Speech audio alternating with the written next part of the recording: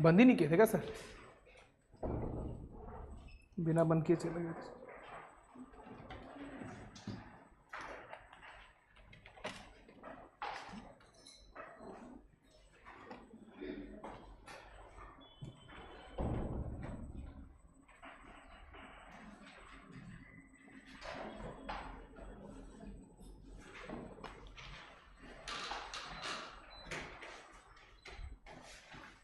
आप लोग को ठंडी लग रहा है, मैं बाहर से हूँ, गर्मी लग रहा है। हाँ, गर्मी लग रही है। चलो बाकी का आगे का देखते हैं क्या है माजरा हमारे इस बार के इकोनॉमिक्स सर्वे में। लास्ट क्लास में कौन कौन सा टॉपिक कवर कर लिया था हमने?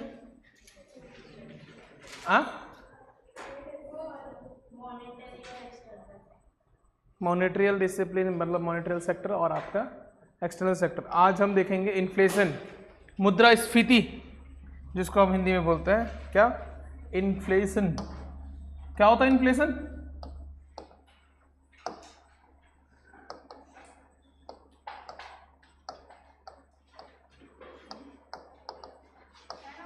आ जाओ।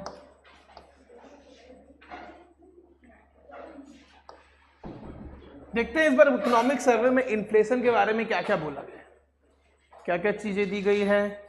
अगर रेट बढ़े हैं तो क्यों बढ़े हैं, अगर घटे हैं तो क्यों घटे हैं। ठीक है, इन्फ्लेशन क्या है? क्या है इन्फ्लेशन? क्या है खुशबू? मुद्रास्फीति क्या है? वस्तु की कीमतों का बढ़ना। मतलब क्या? आम भाषा में हम क्या बोलेंगे उसको? महंगाई जिसको बोलते हैं। सामान्य दर में क्या हो? वृद्धि हो।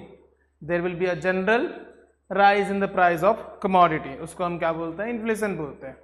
तो हम बेसिकली कितने इन्फ्लेशन, कितने टाइप के, बहुत सारे टाइप के इन्फ्लेशन रहते हैं, लेकिन जो हमारा मेन इन्फ्लेशन रहता है वो कौन सा रहता है? आपका हेडलाइन इन्फ्लेशन। कौन सा? Headline inflation.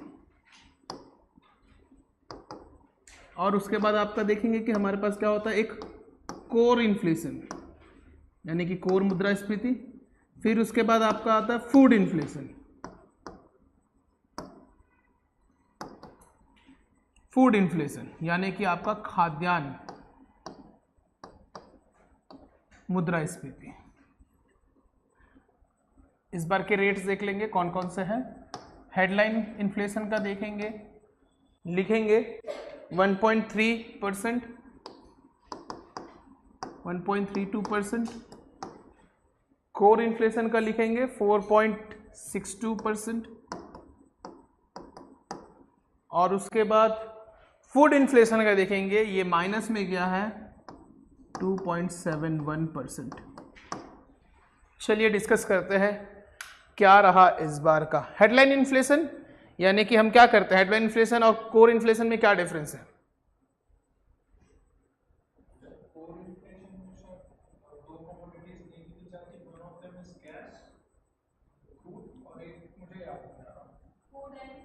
Food and fuel. Food and fuel headline inflation. ठीक है, हेडलाइन इन्फ्लेशन में क्या है भैया? सीधी सी बात है, ओवरऑल देखा जाता है। क्या आपका? ओवरऑल देखा जाता है। हेडलाइन इन्फ्लेशन मतलब पूरा सब कुछ, ओवरऑल चीजें देखी जाती हैं। ठीक है, मतलब ये आपका क्या ओवरऑल, बेसिकली ये मेन आपका इन्फ्लेशन रेट बताता है। इसको चेक किससे करते हैं? How we measure the inflation? There are the index. क्या क्या है भाई? WPI, CPI। याद आया? CPI में भी कौन सा वाला? CPI C, CPI C, consumer price index combined. ठीक, और कोर इन्फ्लेशन में हम क्या करते हैं? हेडलाइन इन्फ्लेशन में माइनस कर देते हैं आपका क्या को? फूड एंड फ्यूल को। फूड एंड फ्यूल को क्यों करते हैं? ये हाईली वोलेटाइल है। क्या है? हाईली वोलेटाइल है, मतलब इनमें बहुत ज़्यादा क्या उतार चढ़ाव हमको देखने को मिलता है। क्या देखने को मिलता है? बहुत ज़्यादा उतार चढ़ाव देखने को मिलता है। कैसे उतार चढ़ाव देखने को मिलता है? उसके पीछे का रीज़न भी आप लोग जानते हो। फ्यूल हमारे पास बेसिकली हम क्या करते हैं? इसको ज़्यादा इंपोर्ट करते हैं। तो जियोपॉलिटिक्स यानी कि जैसे अंतर्राष्ट्रीय राजनीतिकरण चल रहा होगा अंतर्राष्ट्रीय बाजार में जो हरकत होंगी उसका इम्पैक्ट पड़ेगा, आंत पड़ेगा।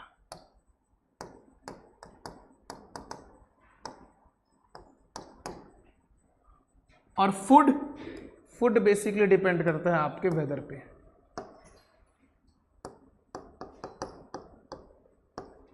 दोनों अनिश्चित हैं, दोनों में अनसर्टेनिटी है कि नहीं है? अंतर्राष्ट्रीय बाजार, जियोपॉलिटिक्स या फिर इंटरनेशनल मार्केट में भी अनसर्टेनिटी है और आपके वेदर में भी अनसर्टेनिटी है कि नहीं है?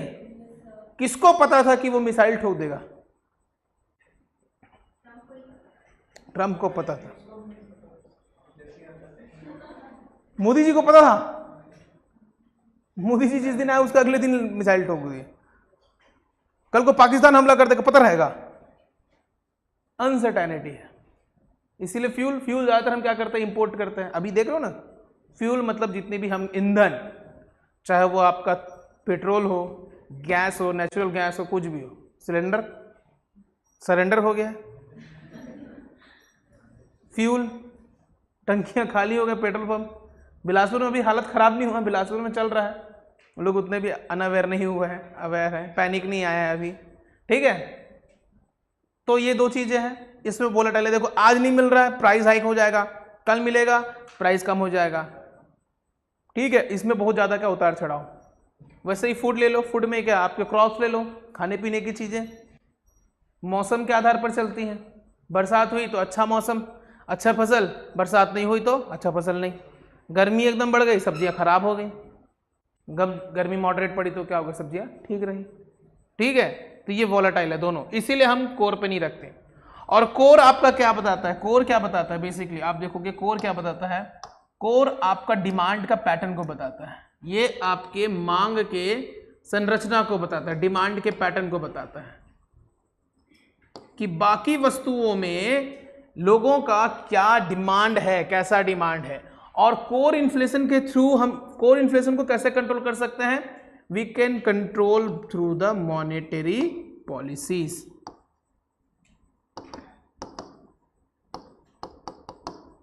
मौद्रिक नीति के द्वारा हम core inflation, basically core inflation ही डिमांड को बता रहा है, डिमांड पैटर्न को, जो हमारी मांग की संरचना है उसको बता रहा है।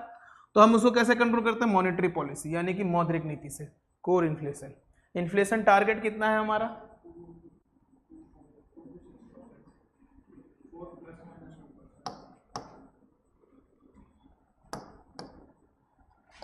4 ± 2।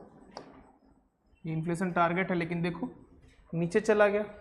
उसके पीछे का रीजन है ये आपका फूड इन्फ्लेशन। ये क्या हो गया? ये माइनस में जा रहा है, माइनस में जा रहा है। क्यों माइनस?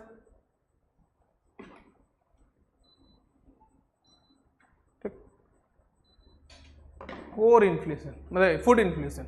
फूड इन्फ्लेशन बेसिकली क्या बताता है कि आपके खाने की चीज़ों में जो महंगाई आती है वो, ठीक है। अब इसमें माइनस में देखा गया, बेसिकली माइनस आपका कुछ स्पेसिफिक चीज़ों के कारण हुआ है, जैसे कि आपका पल्सेस यानी कि दलहन, और आपके वेजिटेबल्स यानी कि सब्जियों।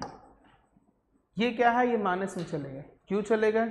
इनके पीछे कारण क्या था भाई? सीधी सी बात है, सडनली क्या हुआ, इनका सप्लाई। देखो डिपेंड क्या करता है आपका फूड, किस पे डिपेंड करता है? आपके एग्रीकल्चर आउटपुट और आपके सप्लाई पे। कितना ज्यादा आपने उत्पादित किया और कितना ज्यादा आप सप्लाई कर रहे हो, यानी कि आपूर्ति कर रहे हो।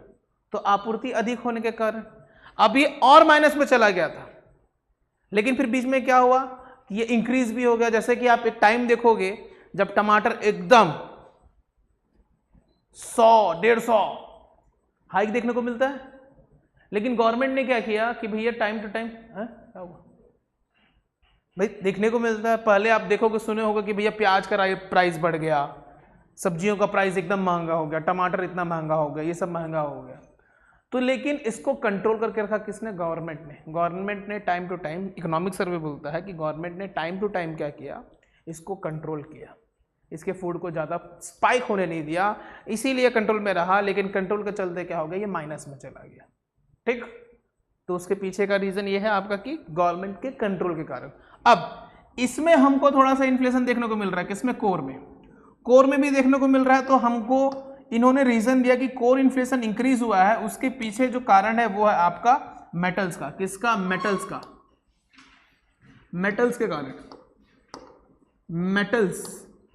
मेटल्स में भी दो स्पेशली कौन कौन सा जो सबको पसंद है, एक तो गोल्ड और दूसरा सिल्वर। इनके प्राइस बढ़ने के कारण हमारा जो कोर इन्फ्लेशन है वो बढ़ा। बेसिकली इकोनॉमिक सर्वे क्या करना है कि मेटल्स के प्राइस इंक्रीज होने के कारण गोल्ड और सिल्वर यानी कि सोना और चांदी में क्या हुई? बढ़ोतरी हुई, यानी कि जो धातु है उसमें बढ़ोतरी हुई है, उसके चलते हमारा जो कोर इन्फ्लेशन है वो बढ़ा है। ठीक, लेकिन आप देखोगे कि हमने अभी तक के हाईएस्ट रिडक्शन देखा है इन्फ्लेशन में 1.8% का। अगर हाई इन्फ्लेशन रिडक्शन हुआ है हमारा तो कितने परसेंट से? 1.8% से हमने रिड्यूस किया है। इकोनॉमी सर्वे का ये कहना है कि हमने महंगाई दर को कम किया है, लेकिन हमको तो नहीं लगता। लगता है कि आप लोगों को? कितने लोगों को लगता है कि चीजें सस्ती हुई है?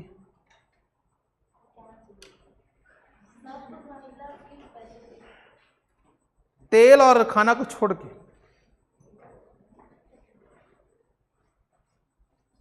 तो इकोनॉमी सर्वे झूठ बोल रहा है। इकोनॉमी सर्वे डेटा पे चलता है, ये बात याद रखना। ग्राउंड रियलिटी थोड़ी अलग हो सकती है, इकोनॉमिक सर्वे वो पे चलता है। पंखा चला दो यार, इसी तो वो बढ़वा दी। अरे अरे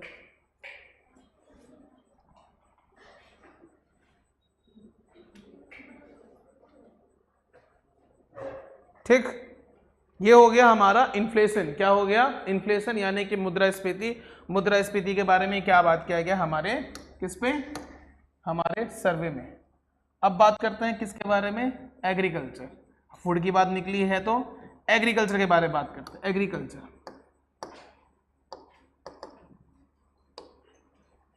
एग्रीकल्चर यानी कि कृषि। निशी, क्या होता है कृषि? क्या होता है एग्रीकल्चर? बताओ, व्हाट इज द एग्रीकल्चर?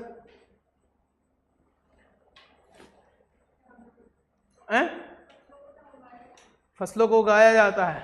और राहुल सर?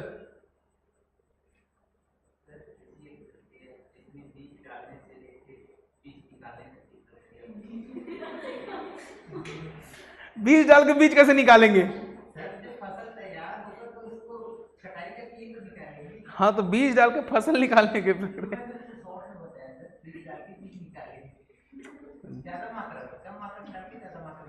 अच्छा ठीक है बिडू, मेरा बच्चा है, तू झाड़ वाड़ लगाओ बिडू। ठीक है भाई। एग्रीकल्चर क्या है? It is a scientific method of cropping including the forestry and animal husbandry, fishery. सब बताया था कि नहीं बताया था कि भैया आपका कृषि है ना, फसल उगाने के साथ साथ आपकी वन वानिकी और आपका क्या? पशुपालन, मत्स्य पालन जैसे क्या बोलेंगे एसोसिएटेड जितने भी एक्टिविटीज हैं उसको हम एग्रीकल्चर बोलते हैं कन्फाइंड तरीके से। तो एग्रीकल्चर में इस बार बहुत अच्छा ग्रो देखने को मिला है। इकोनॉमिक सर्वे का कहना है, इन्होंने सेक्टर वाइज दिखाया कि किस सेक्टर ने ज़्यादा आउटपुट मतलब ज़्यादा प्रोडक्शन या फिर ज़्यादा ग्रोथ दिखाया। तो इसमें से इन्होंने बताया कि दो, एक तो आपका लाइव स्टॉक और दूसरा आपका फिशरीज यानी कि आपका पशुपालन और आपका मत्स्य पालन, दोनों में क्या हुआ है? बहुत बढ़ोतरी हुआ है। लिखेंगे लाइव स्टॉक का, लिखेंगे 6.1%,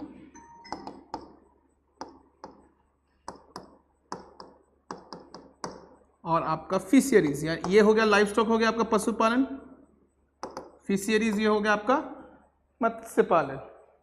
ये सबसे ज्यादा है 7.2%। अगर हम एग्री सेक्टर के बारे में बात करें, एग्रीकल्चरल सेक्टर के बारे में बात करें तो टोटल नहीं, एक आपका क्रॉप भी लिख लो भाई। अगर ये लिख रहे तो क्रॉप का लिख लो पहले। क्रॉप यानी कि फसलों का देखा गया है कितना? 4.0%। और एग्रीकल्चर सेक्टर हो गया आपका कितना हो जाएगा? एग्री सेक्टर ये हो जाएगा आपका 4.2%।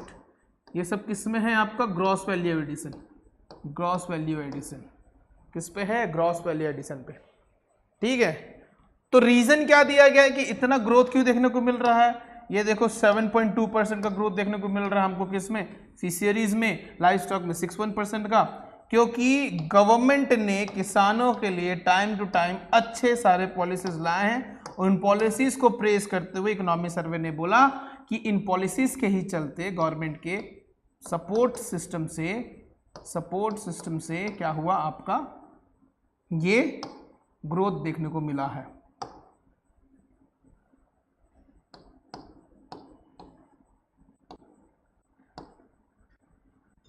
जैसे कि गवर्नमेंट ने क्या दिया, इनको इनपुट सपोर्ट दिया, इनपुट सपोर्ट यानी कि अन्नदान समर्थन, आदान समर्थन, सॉरी, इनपुट सपोर्ट। इनपुट में क्या क्या है बताओ, क्या क्या है एग्रीकल्चर के इनपुट,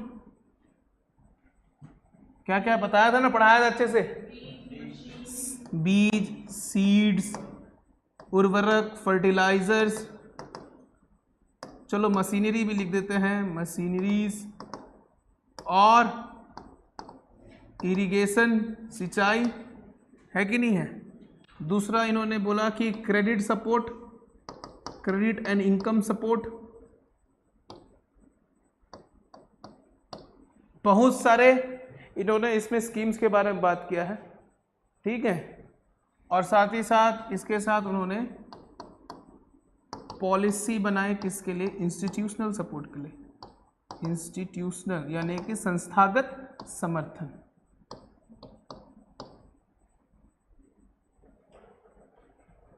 एग्रीकल्चर सेक्टर में कौन है आपका क्रेडिट देने वाला सबसे बड़ा इंस्टीट्यूट, नाबार्ड। फुल फॉर्म क्या है, फुल फॉर्म क्या है नाबार्ड का, नाबार्ड नहीं, नाबार्ड, बीच में आर है।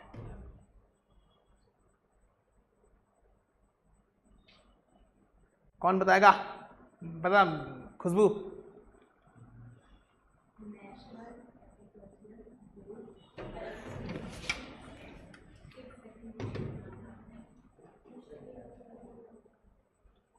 नाबार्ड का फुल फॉर्म, हाँ, national bank for agriculture and rural development. NABARD का फुल फॉर्म क्या है, national bank for the agriculture and rural development. Board नहीं है, बैंक है। याद आया भाई, क्रेडिट बोर्ड कैसे देगा, बैंक ही नहीं देगा। अब बैंक किसको देता है, वो दूसरे बैंक को देता है। और बैंक क्या करता है, पहले किसान को देगा, कोई सा भी बैंक होगा वो किसान को देगा, और वो रिम्बर्स कर लेगा वही अमाउंट किससे, नाबार्ड से। किससे, नाबार्ड से, ठीक।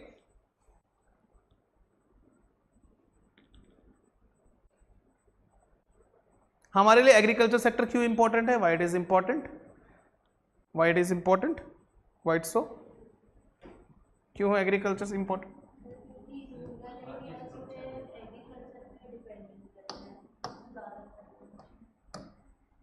देखो वो तो बोल रहे हैं, हमको पता जाता है, लेकिन क्या है ना, जब आप आंसर लिखोगे ना तो आप नहीं लिख सकते ज़्यादातर लोग, ठीक है। You have to go with the fact. It is contribute around 15% of the GDP. 15% किस पे कंट्रीब्यूट करता है, हमारे जीडीपी पे करता है। और आपका जो एम्प्लॉयमेंट जो इस पे डिपेंडेंट है वो लगभग 45% जो हमारे इंडिया की एम्प्लॉयमेंट है वो किस पे डिपेंडेंट है, आपका एग्रीकल्चर पे, ठीक है, एग्रीकल्चर पे। और हम देखें तो एग्रीकल्चर को हमने क्या क्यों इंपॉर्टेंट दिया, इतना इंपॉर्टेंस क्यों दिया है, बिकॉज हम प्रोडक्टिविटी बढ़ाएंगे, प्रोडक्शन बढ़ेगा, राइज इन प्रोडक्टिविटी, उत्पादन बढ़ाएंगे तो क्या होगा, इससे क्या होगा, food security, very good, food security, खाद्य सुरक्षा। हमेशा इन बातों को याद रखना, हमेशा इन बातों को याद रखना। जय जवान जय किसान, ठीक। कृषि हो गया, एग्रीकल्चर हो गया। अगला लिखेंगे, देखो हमने इन्फ्लेशन कवर कर लिया, एग्रीकल्चर भी कवर कर लिया, इसमें और ज़्यादा डिस्कस करने का कुछ है नहीं। अब हम बात करेंगे किसके बारे में, सर्विस सेक्टर के बारे में। किसके बारे में, सर्विस सेक्टर के बारे में। ये प्राइमरी सेक्टर हो गया, एग्रीकल्चर आपका प्राइमरी है, ठीक है। इंडस्ट्री को हम इसके बात करेंगे, पहले हम करते हैं किसके बारे में, आपका सर्विस सेक्टर के बारे में। सर्विसेज, सेवाएं। इंडिया तो वैसे भी सर्विसेज में क्या है, सबसे आगे है, लेकिन इस बार हम देखेंगे कि इंडिया में सर्विस के ग्रोथ में जीवीए में थोड़ी सी कमी हुई है।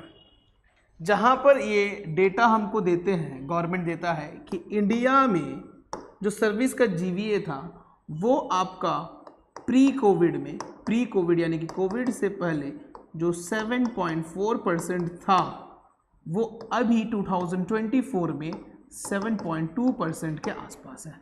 मतलब क्या हुआ है, घटा है, लेकिन फिर भी India is the one of the best performer in the service sector. Why so? ये 6.4 नहीं 7.6 है। Why so? अगर हम कंपेयर करें वहीं पे किसका, चाइना का, यूएस का, छोड़ो पूरे ग्लोब का, वर्ल्ड का, तो इनका परफॉर्मेंस देखोगे तो आपको हमारा परफॉर्मेंस रहेगा। चाइना का बताते हैं कि प्री कोविड के टाइम में इनका कितना था, 8% था, हमसे ज़्यादा था, बहुत अच्छी बात है, लेकिन 2024 में ये कितना हो गया, 5% हो गया, मतलब हमसे कम है। यूएस वहीं पे सर्विस सेक्टर में जहां पर उनकी जीवीए 1.3% थी प्री कोविड एरा में, वो अब मात्र कितनी हो गई है, 0%, मतलब कुछ नहीं है, नील बटे सन्नाटा। और अगर हम ग्लोबली देखें, वर्ल्ड के लेवल पे देखें, तो दिखाते हैं कि हमारा कितना, मतलब टोटल वर्ल्ड का अगर देखेंगे जीवीए 2.8% था, वो अब कितना है, 2.0%। मतलब अगर हम कंपेयर करें बड़े इकोनॉमी के साथ हमारे सर्विस सेक्टर का ग्रोस वैल्यू एडिशन, तो हमको क्या दिखता है कि हम अभी भी अच्छे परफॉर्मिंग स्टेज में हैं। किसमें है, अच्छे परफॉर्मिंग स्टेज में है। ठीक, इसमें इन्होंने एक इंडेक्स के बारे में बात किया कि जो आपका पीएमआई है, क्या है पीएमआई, डिस्कस करते हैं क्या होता है PMI, service PMI.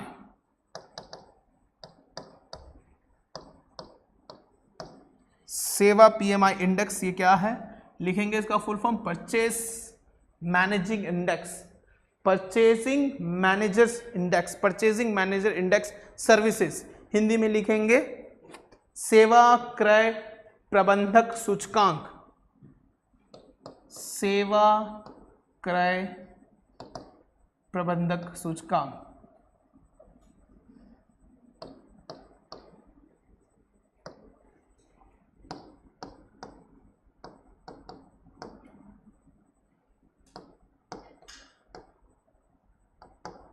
Average 10 year का इन्होंने बताया, एवरेज 10 ईयर में जो आपका कंट्रीब्यूशन था वो अराउंड 53.3% था। कितना था, 53.3%। ये पिछले 10 साल का एवरेज बता रहा है। लेकिन अभी 2026 के थर्ड क्वार्टर तक ये प्रिडिक्शन लगाया गया, जिस प्रकार से ग्रोथ रेट दिख रहा है ये आपका एवरेज से भी अधिक है। कितना है, 58.9%, 58.9%। अब बात करते हैं परचेजिंग मैनेजर इंडेक्स क्या है। ये बेसिकली इकोनॉमिक इंडिकेटर है जो मेजर करता है आपके सर्विस सेक्टर के परफॉर्मेंस को इकोनॉमी में। क्या करता है, मेजर करता है सर्विस सेक्टर के परफॉर्मेंस को इकोनॉमी में, अर्थव्यवस्था में सेवा क्षेत्र के क्या प्रदापन रहा है, क्या प्रदर्शन रहा है आपकी अर्थव्यवस्था में, उसको ज्ञात करता है। तो इसके हिसाब से क्या है कि हम एवरेज जो 10 साल का एवरेज है उससे भी क्या है, ऊपर रहेंगे, उससे भी क्या रहेंगे, ऊपर रहेंगे। ठीक, अब इसी में इन्होंने बोला कि हमारे लिए सर्विस इसलिए इंपॉर्टेंट है क्योंकि अब इसमें क्या हो गया है, ग्रोथ रेट आपका बढ़ गया है। किसका, एम्प्लॉयमेंट का। सर्विस सेक्टर में बहुत ज़्यादा एम्प्लॉयमेंट, 30% एम्प्लॉयमेंट जनरेशन कर रहा है। 30% एम्प्लॉयमेंट किस पे है आपका, सर्विस सेक्टर में। और इन्होंने बोला कि जो अर्बन एम्प्लॉयमेंट है, स्पेशली कौन सा, अर्बन एम्प्लॉयमेंट, शहरी रोजगार, तो इसमें तो इसका सबसे बड़ा योगदान है। कितना है, लिखेंगे 61.9%, 61% नहीं लिख लो, 62%, approximately 62% people are depending in the service sector in urban area. Example, Akhilesh sir. है कि नहीं है? भाई मैं क्या कर रहा हूँ, सेवा तो दे रहा हूँ, है कि नहीं? अर्बन एरिया, रूरल एरिया में कौन पढ़ेगा? पढ़ते हैं लोग, ठीक। अर्बन एरिया, ठीक है। यहीं पे इन्होंने और हमारे टूरिज्म सेक्टर के बारे में बात किया। सर्विस भी, टूरिज्म भी क्या है आपका, एक सर्विस सेक्टर है। तो इसमें इन्होंने दो कैटेगरी बताई, टूरिज्म में टूरिज्म का या फिर हमारे किसका, हिंदी में क्या बोलते हैं इसको, पर्यटन में इन्होंने क्या देखा, इंक्रीज देखा। एक तो हमारे डोमेस्टिक टूरिस्ट यानी कि घरेलू डोमेस्टिक टूरिस्ट, और आपके इंटरनेशनल यानी कि फॉरेनर्स, जो अंतर्राष्ट्रीय हमारे यहाँ पर्यटक हैं, उनमें क्या हुई है, बढ़ोतरी हुई है। तो लिखेंगे डोमेस्टिक टूरिस्ट में लगभग 17.5% की वृद्धि हुई है। कितना? 17.5% डोमेस्टिक टूरिज्म, डोमेस्टिक टूरिस्ट क्या हुए हैं, इंक्रीज हुए हैं। वहीं पे इंटरनेशनल टूरिस्ट में भी ग्रोथ देखने को मिला 8.9%। इसमें भी हमको क्या देखने को मिली है, बढ़ोतरी मिली, देखने को मिली है। इंटरनेशनल टूरिस्ट ज़्यादातर क्यों आते हैं हमारे यहाँ, ब्लॉग बनाने आते हैं, व्यूज टूर आते हैं और चले जाते हैं, है ना, बढ़िया यहाँ पे घूमते हैं। Oh wow, what is this, what is this, can I have it, can I have it, यही बोल के वीडियो बनाते हैं और फिर यूट्यूब में डालते हैं। और जो आज की जनरेशन है, जो रात भर यही रील्स देखती है कि वाह एक फिरंगी आया और वो यहाँ के क्या खाया, गुपचुप खाया, गुपचुप खाया, पोहा खाया, वाह nice, it is very tasteful. उसको खाते देख रहे हम लोग, हम खुश हो रहे, वाह। और हम क्या खाते रहते हैं, दाल चावल।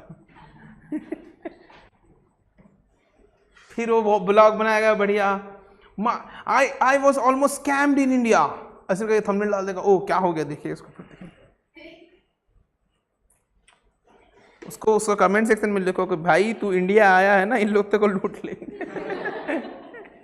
बच के रहना, ये तो हमको नहीं छोड़ते, तुमको क्या छोड़ेंगे। एक वैसा ही था, एक टूरिस्ट घूम रहा था हरिद्वार, कहीं पे जा रहा था, तो एक इंडियन पर्सन था, वो मतलब कुछ कुछ बोलते जा रहा, टूरिस्ट अपना बोलते जाता, तो वो देखता है, वो बोलता है उसको कि कहाँ से, बोल कर ना, वेयर आर यू फ्रॉम, तो बोलता है ब्रिटेन, तो बोलता है, क्या बोलता है, oh wow Britain, British, England, yes yes, come again, rule again.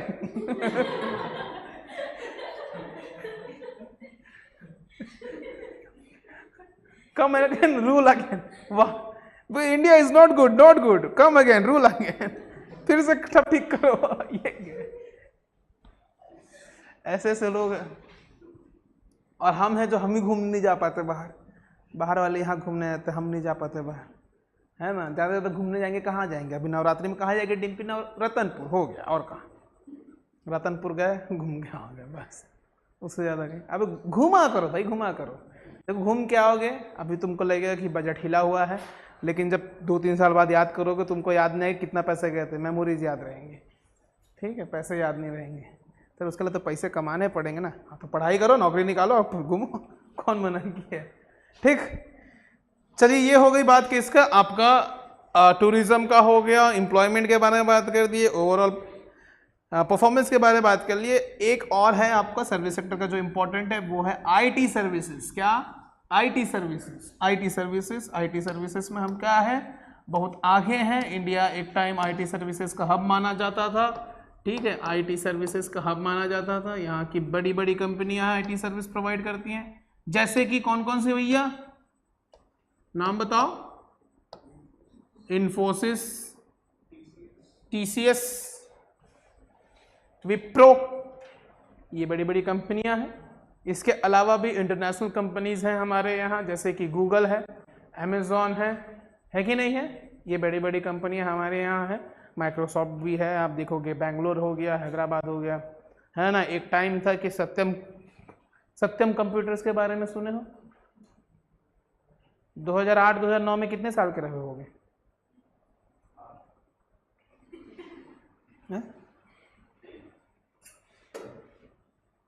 उस टाइम एक बहुत बड़ा स्कैम हुआ था, सत्यम स्कैम बोल के, सत्यम कंप्यूटर स्कैम।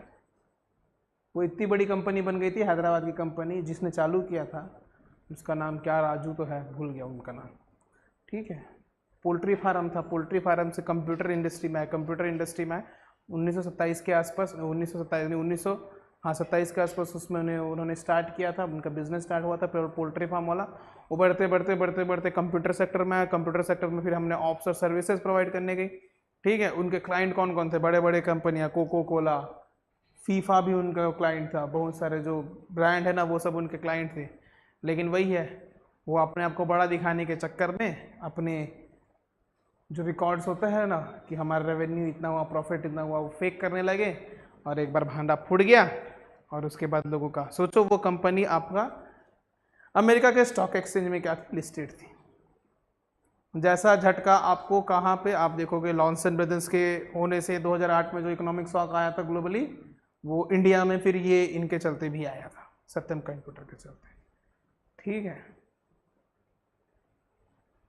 सत्यम कंप्यूटर स्कैम कभी जाके देखना, बहुत बड़ा स्कैम था, ठीक। तो आईटी सेक्टर में इन्होंने बताया कि जैसे हमारी ग्लोबल कंपनीज है वैसे बाहर की भी कंपनीज होती हैं, ठीक है। जैसे बाहर की कंपनी से बाहर की आईटी कंपनीज होती हैं। तो इन्होंने डेटा में बताया कि 2019 में ये जो कंपनीज होती है ना, यहाँ पे अपने ग्लोबल कैपेबिलिटी सेंटर्स खोलते हैं। समझना, ग्लोबल कैपेबिलिटी सेंटर्स क्या होते हैं, ग्लोबल कैपेबिलिटी सेंटर, जीसीसी जिसको बोलते हैं। ये बेसिकली क्या होता है, ये आपका मान के चलिए गूगल का यहाँ ऑफिस है, गूगल अपने यहाँ पे क्या ग्लोबल जितने भी आपके जो ऑपरेशन है उसको ऑपरेट कर रहा है यहाँ इंडिया में, तो वो यहाँ पर अपने क्या खोलेगा, एक ग्लोबल कैपेबिलिटी सेंटर बोल के खोलेगा, चाहे वो गूगल का ऑफिस हो, माइक्रोसॉफ्ट का ऑफिस हो या फिर अमेजोन का ऑफिस हो। तो इकोनॉमी सर्वे बताता है कि 2019 में हमारे यहाँ लगभग 1400 के पास कितने थे आपके, क्या थे, कैपेबिलिटी सेंटर थे। और डिटेल में जाए तो 1430 हमारे पास क्या थे, कैपेबिलिटी सेंटर थे, ग्लोबल कैपेबिलिटी सेंटर थे। और 2024 में ये हो गए आपके कितना, 1700। कितने हो गए, 1700। मतलब बढ़े हैं, मतलब हम यहाँ पे आईटी सेक्टर में भी सर्विसेज बेटर दे रहे हैं, इसीलिए ग्लोबल फर्म अपने कैपेबिलिटी सेंटर्स हमारे यहाँ खोल रहे हैं। क्लियर है। और अगर हम देखें तो हम वर्ल्ड के थर्ड लार्जेस्ट, इसके हिसाब से लिख लेंगे, we are the third largest technology startup ecosystem. दुनिया का तीसरा सबसे बड़ा, क्या आपने बोला, टेक्नोलॉजी स्टार्टअप इकोसिस्टम बना के रखे हैं हमने, थर्ड लार्जेस्ट, दुनिया का थर्ड लार्जेस्ट, ठीक। ये किस बेसिस पे बोला गया, आप देखेंगे जेन एआई जो है, जेन एआई के जो आपके सेंटर्स थे वो 2024 में लगभग 240 थे। 2024 में 240 सेंटर्स थे, 2024 की बात कर रहा हूं, कब की, 2024 में 240 सेंटर्स थे, वो बढ़ के कितने हो गए हैं आपके 2025 में 890। 2025 में 890। किसके बारे में बात कर रहा हूं, जेन एआई सेंटर्स। जेन एआई मतलब जनरेटिव एआई, आप साइंस टेक में पढ़ोगे जनरेटिव एआई, ठीक है। मैंने भी हाल के महीनों में एआई लैंग्वेज में बहुत अच्छी पकड़ हासिल कर ली है, ठीक है। मेरे को एआई लैंग्वेज आने लगा है, सुनोगे, बताऊं एआई लैंग्वेज मैंने सीखा है। मैं हल्दी हूँ रे, मेरे को सुबह पानी मिला के पी जा रहे हैं। मैं मुलेठी हूँ रे, अपने पेट में डाल और कीटाणु निकाल। देखे हो ये वाले वीडियोस, तो वो क्या है, एआई लैंग्वेज है। कड़ी तुमने मेरे साथ अच्छा नहीं किया, मैं चावल हूँ, सादा चावल, अब मैं बिरयानी बन के आऊंगा, ठुकरा के मेरा। यही सब चल रहा है।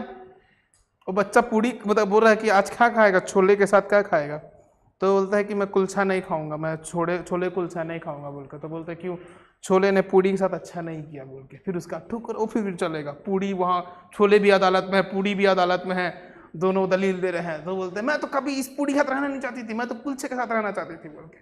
फिर चलेगा ठुकरा के मेरा। भयंकर चल रहा है। तो generative AI, basically generative AI, अभी एआई का जमाना है भैया, है ना, आर्टिफिशियल इंटेलिजेंस। तो जहाँ पे 240 सेंटर्स थे वहाँ पे अब कितने खुल गए हैं, 890 और होंगे। मैं तो चाहूँगा कि आप लोग भी एआई वाई के बारे में पढ़ो, मेरे जैसे मत पढ़ो, आप अपने लिए पढ़ो, सीखो क्या होता है एआई। साइड में आपके प्रिपरेशन में भी काम आएगा, प्रिपरेशन के बाद भी काम आएगा, क्योंकि देखो आप नेक्स्ट जेन ब्यूरोक्रेट्स बनेंगे, है ना, मतलब अब बेसिकली अब ब्यूरोक्रेसी में कौन आएगा, जेन जी आएंगे, जनरेशन जी ही आएगा। तो नेक्स्ट जेन जो ब्यूरोक्रेसी है उसमें आप एआई का इस्तेमाल कैसे करोगे, टेक्नोलॉजी कैसे इस्तेमाल करोगे, वो यहीं से पता चलेगा। हो सकता है कि अब इंटरव्यू पैनल आपको उस सेक्टर में ज़्यादा क्वेश्चन पूछे, ना कि एकदम कन्वेंशनल सेक्टर में या परंपरागत तरीके की जो चीज़ें पूछते हैं वो ना पूछे, ठीक है। तो उसके लिए आप अपने आप को प्रिपेयर करके, क्योंकि ज़माना बदल रहा है तो आपको भी बदलना पड़ेगा, ठीक है। ये हो गया हमारा सर्विस सेक्टर के बारे में बात हो गया। अब हम बात करते हैं किसके बारे में, इंडस्ट्री के बारे में। इंडस्ट्री यानी कि उद्योग, उद्योग में अच्छा खासा हमको क्या देखने को मिला है, ग्रोथ, रेजिलियंस और transformation.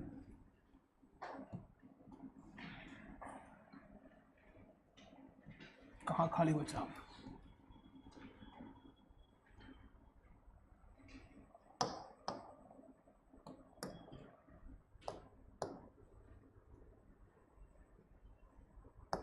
Industry, growth, resilience and transformation, ठीक। इसके हिसाब से आपका जो इंडस्ट्री है, एक आपका बिजनेस एक्सपेक्टेशन इंडेक्स होता है, बिजनेस एक्सपेक्टेशन इंडेक्स होता है, यानी कि BEI।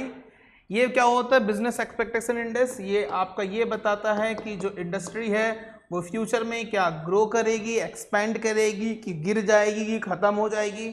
तो उन्होंने इंडिया के इंडस्ट्रियल सेक्टर में जो रैंकिंग रखी है, जो पॉइंट दिए हैं, वो 100 से भी ऊपर है, यानी कि 110%। यानी कि इंडिया का इंडस्ट्रियल सेक्टर, इससे हमको क्या पता चला कि इंडिया का इंडस्ट्रियल सेक्टर एक्सपैंड कर रहा है और ग्रो कर रहा है, यानी कि फैल रहा है और वृद्धि कर रहा है, ग्रोथ। मतलब हमारा इंडस्ट्रियल सेक्टर क्या कर रहा है, एक्सपैंड भी कर रहा है और ग्रोथ भी कर रहा है। पॉइंट्स है वो इंडेक्स में, पॉइंट्स रहते हैं ना। 100% को क्या मतलब 100% को, 100 पॉइंट्स को अच्छा माना जाता है, एवरेज माना जाता है, लेकिन हम 100 से भी ऊपर है, मतलब कि अच्छी बात है, ये हमारे लिए अच्छी बात है। अब यहीं पे इन्होंने इकोनॉमिक सर्वे में एक चीज़ और ये चीज़ आइडेंटिफाई की है कि जैसे आप देखेंगे जो मॉडर्न इकोनॉमिक्स होते हैं, मॉडर्न इकोनॉमिक्स यानी कि जो आपके डेवलप्ड इकोनॉमिक्स हैं, बेसिकली डेवलप इकोनॉमिक्स है, जैसे फ्रांस हो गया या US हो गया, ये क्या करते हैं अपने यहाँ इंडस्ट्री में ज़्यादातर क्या करते हैं, ऑटोमेटिव काम को ज़्यादा करते हैं, यानी कि आप देखेंगे मीडियम से लेके हाई टेक्नोलॉजी को इंड्यूस करते हैं ताकि प्रोडक्शन ज़्यादा हो, प्रोडक्शन कैपेसिटी ज़्यादा हो। मतलब आप देखेंगे कि इंडस्ट्री में क्या यूज़ हो रहा है, आपका टेक्नोलॉजी यूज़ हो रहा है, मीडियम टेक्नोलॉजी भी यूज़ हो रहा है या फिर हाई टेक्नोलॉजी भी इंट्रोड्यूस हो रहा है। तो इंडिया ने अपने पीछे बीते हुए 5 सालों में इसमें क्या किया है, ज़्यादा इन्वेस्ट किया है ताकि हमारी प्रोडक्टिविटी बढ़े, इसीलिए हम क्या हैं, एक्सपैंड कर पा रहे हैं, ग्रो कर पा रहे हैं। तो इनमें इन्होंने डेटा दिया है कि जहां पर हम मीडियम और हाई टेक्नोलॉजी एक्टिविटीज़ जो होती हैं, मीडियम एंड हाई टेक्नोलॉजी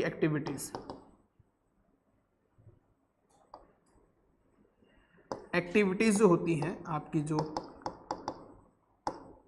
काम होते हैं, कार्य होते हैं, मतलब टेक्नोलॉजी के थ्रू, मतलब समझो कि आपके इंडस्ट्री में कितना ज़्यादा टेक्नोलॉजी का काम किया जा रहा है, कितना परसेंट उसका क्या कंट्रीब्यूशन है।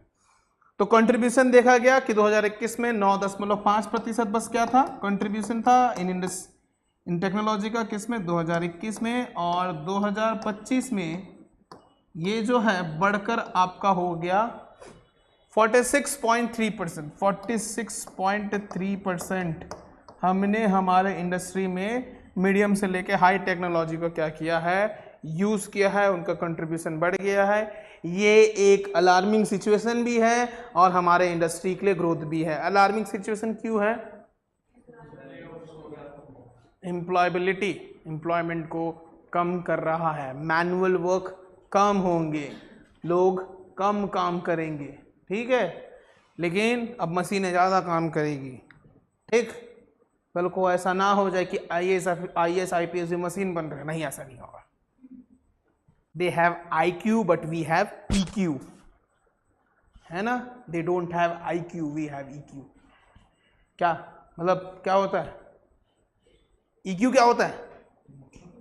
हाँ, इमोशनल क्वालिटी हमारे अंदर है, उनके अंदर नहीं, उनके अंदर बस IQ ज़्यादा अच्छा है। ठीक है, रोबोट क्या कैलकुलेशन अच्छा कर लेगा, लेकिन हम भावनात्मक रूप से कैलकुलेशन करेंगे। तो कल को मम्मी या पापा पूछेंगे ना कि तेरा मैथ्स में नंबर क्यों नहीं आया, तो कैलकुलेशन, तो बोला मैं कैलकुलेशन में कमजोर हूँ लेकिन भावनात्मक रूप से अच्छा हो, ऐसा नहीं। ठीक है, ठीक है, ये हो गया आपका, ये क्या देखा गया, ऑटोमेशन। और वहीं पे रियल मैन्युफैक्चरिंग अब देख लेंगे, बात करते हैं।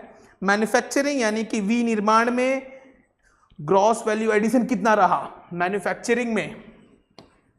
रियल मैन्युफैक्चरिंग यानी कि वास्तविक आपका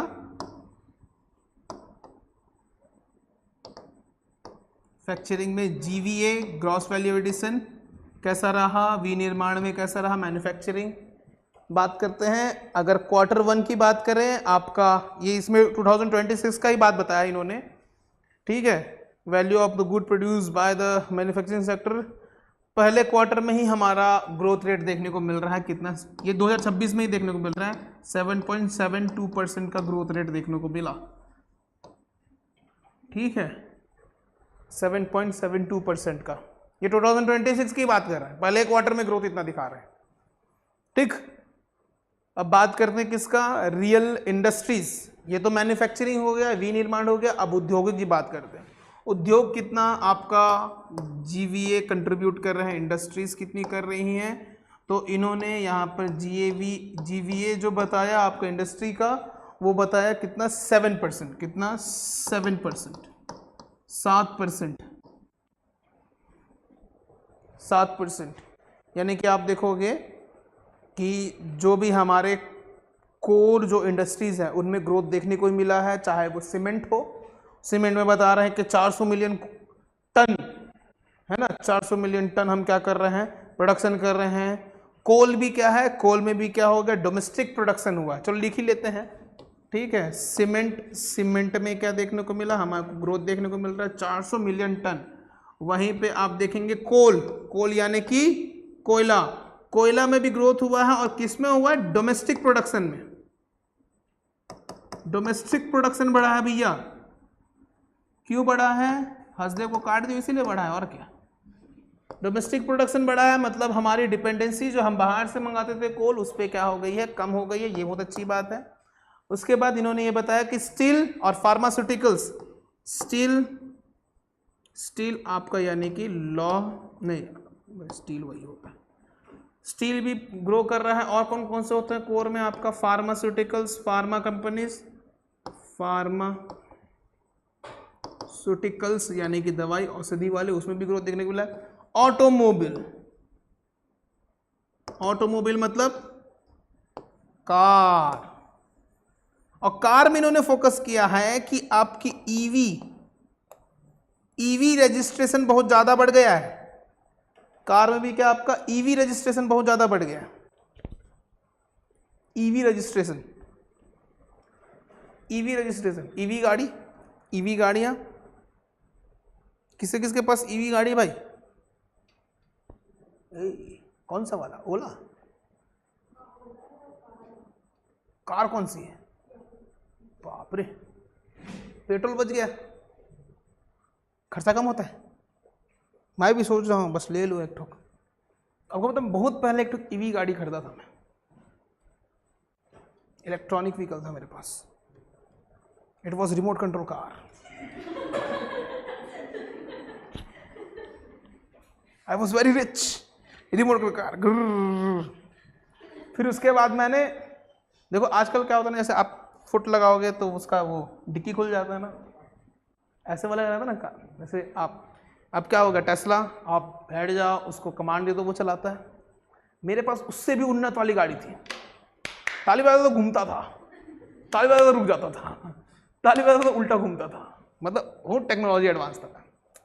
आती है ना वो ताली वाली गाड़ी, टक टक टक बजाओगे तो वो चलता है, टक देख रहे हो, मैं उस टाइम से टेक्नोलॉजी यूज कर रहा हूँ, इसीलिए एआई बहुत आगे हूँ ठीक है, ये बता दिया। अब बात करते हैं, इन्होंने फोकस किया मेन चीज पर, वो है आपका इलेक्ट्रॉनिक्स पे।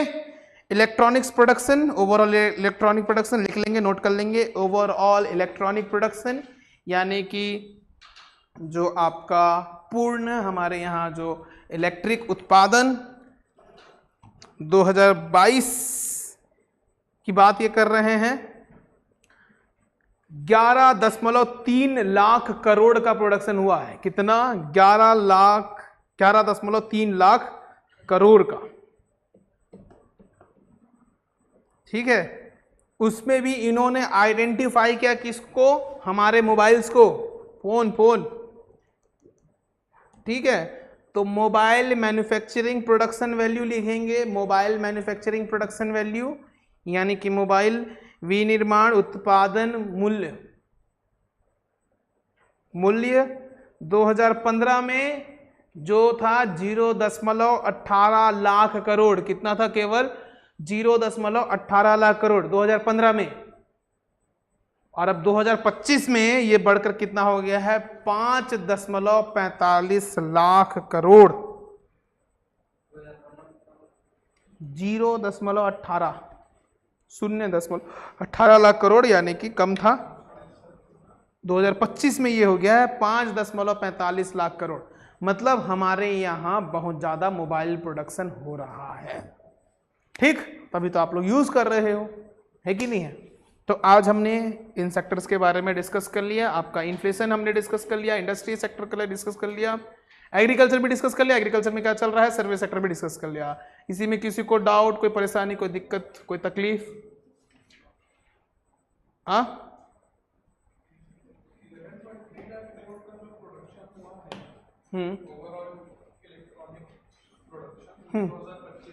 2022 का, ठीक है। ये डेटा हर अलग अलग मिनिस्ट्री से आता है। जैसे ये आप देखोगे सीमेंट, कोल, स्टील का, ये कौन सी इंडस्ट्री के अंदर आता है?